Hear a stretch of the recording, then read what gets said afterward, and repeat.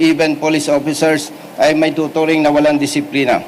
Ibig pong sabihin, kailangan po nating palakasin yung tamang pagpapatupad ng batas. Dapat madisiplina po ang mga motorista, madisiplina ang mga law enforcement personnel para matiyak na may patupad ng tama ang batas. Sa ganung pamamaraan po, natitiyak po natin ito makakatulong po para gumaan ang daloy ng trapiko, especially dito sa Kamaynilaan.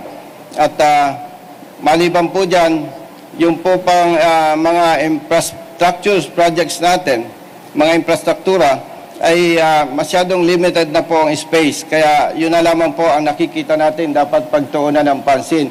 Yung pong disiplina at education po ng ating mga motorista at ng mga law enforcement personnel. Maraming salamat, sir. Magandang araw po. Congressman Bonifacio Busita po, kasalukuyang representative ng One Rider Party List, 19 Congress. Kasama si Honorable Congressman Attorney Rods Gutierrez. Ako po ay tatakbong senador sa darating na May 12, 2025 national election, independent. Kung papalarin po ako at pagtitiwalaan ng taong bayan, maglilingkod ako na walang pinipili at walang kinikilingan, kasama ang One Rider Party List sa Kongreso. Basta tama po, kampi-kampi tayo. Maraming salamat. Okay. Question and answer. Question po. Sir, what made you decide to run for the Senate? This seems like, I don't know, for me, it seemed like a surprise kasi syempre, yung mga kandidato din, tumatakbo sila sa ilalim ng mga partido. So what made you decide to run for the Senate? Actually po, ilang days pa lang po na nag-decide ako with my family and with my party. At siyempre po, bilang isang public servant, hindi po natin ibinabatay ang desisyon sa sarili lamang. Kasama po dyan ang suporta ng pamilya at siyempre po ng ating mga kababayan. At gusto ko pong ipaalam sa inyo na bilang isang road safety advocate, nababasa ko po na marami sa ating mga kababayan ang nagmumungkahi na tumakbo po ako bilang kandidato sa pagkasenador. At yan po ay isa sa napakalaking basihan ng aking desisyon po, yung hinihiling po ng marami nating mga kababayan. Thank you, sir. Dwight, follow up. Chair Yan Torres. Sir, magandang hapon. Sharian Torres po, ABS-CBN. Sir, ano ang pwede niyong i-offer bilang isang senatorial aspirant? Ang pwede ko pong i-offer bilang senatorial aspirant, nakita po natin na actually ako po ay nagsimula muna na maging representative ng One Rider Party List sapagkat nakita ko po na laganap ang aksidente sa ating bansa na kung saan maraming Pilipino po, libu-libong Pilipino ang namamatay sa road crashes at marami rin po ang naabuso at nabibiktima ng maling pagpapatupad ng batas. Sa mahigit almost 3 years po sa Kongreso, ako po ay nalulungkot sapagkat yung mga panukala po nating batas na magtataguyod ng kaligtasan at proteksyon ng mga motorista ay wala po akong pinalad na maipasa sa level ng Kongreso.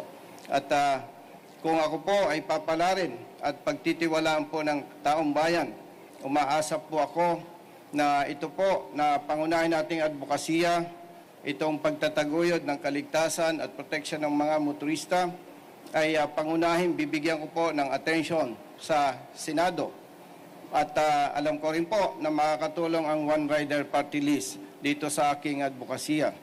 Gusto ko lamang po ipaalam sa ating lahat na simula po noong 2006, advokasya ko na po ang magtaguyod ng kaligtasan ng mga motorista. Kung bakit po, bilang isang anak mahirap, alam ko po, itong libu-libong Pilipino na namamatay sa road crashes wherein more than 60% mga tatay at mga nanay, ito po ay nagdudulot ng perwisyo sa napakaraming pamilya, lalong-lalo na po sa mga bata na nauulila.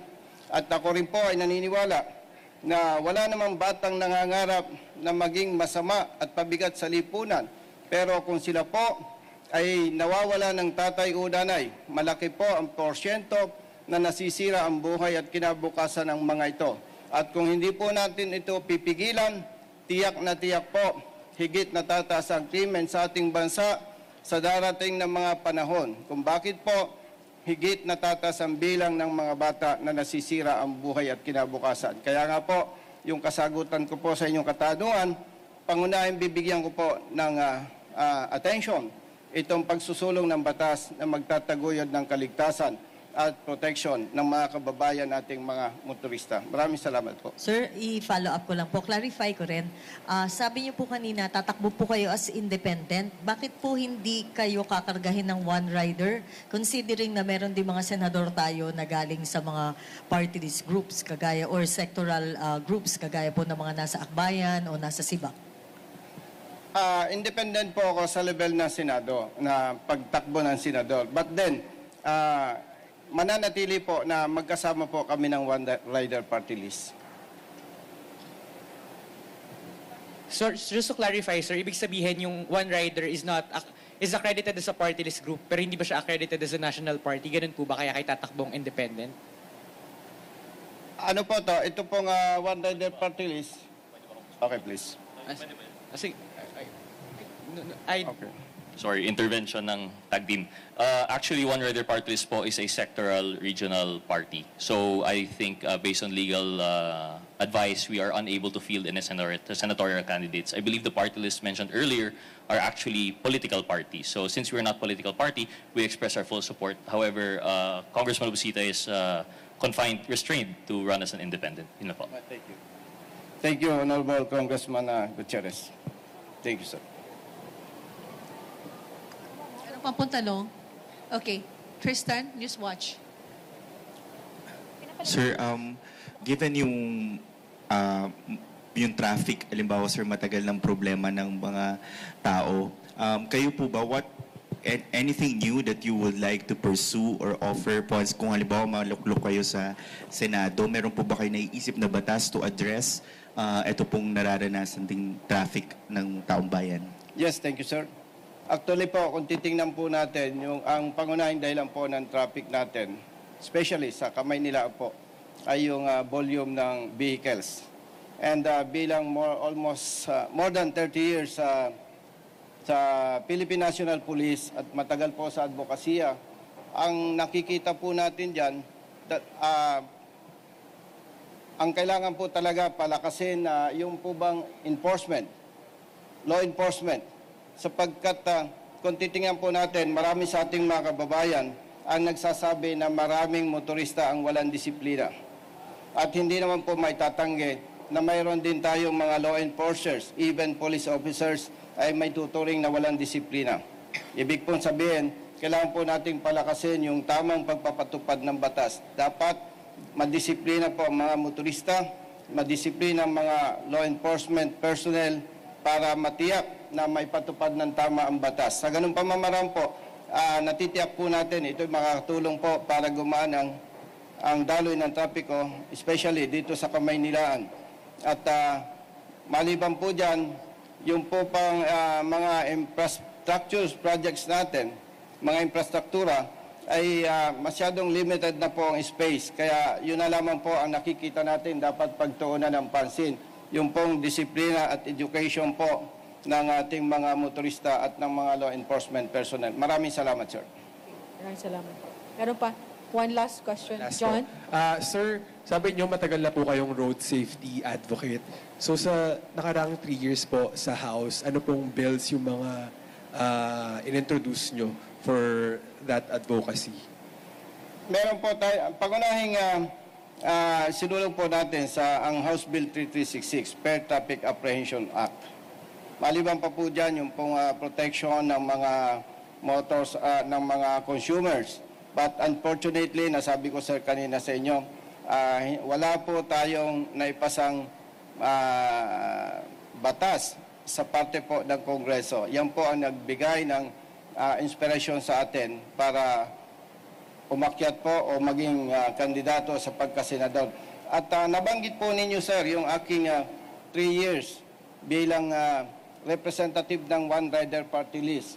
Gusto ko lamang pong banggitin po sa inyo na noong wala pa po ako sa One Rider Party List at hindi pa po ako kongresista, ang natatanggap po nating tawag o complaints mula sa mga kababayan ng nating motorista ay umaabot po ng humigit kumulang 500 calls, complaints araw-araw.